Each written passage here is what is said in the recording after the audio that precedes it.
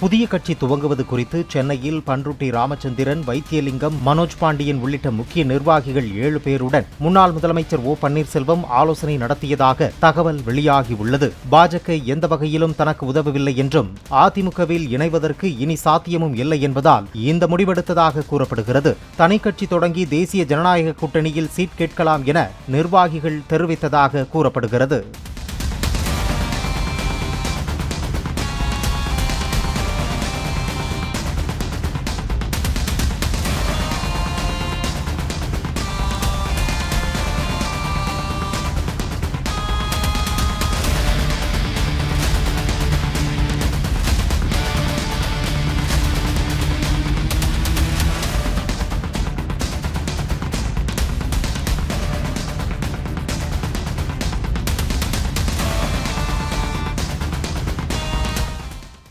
Play store மற்றும் app ஸ்டோரில் இருந்து பாலிமர் செயலியை QR கோடு மூலம் பதிவிறக்கம் செய்யுங்கள்.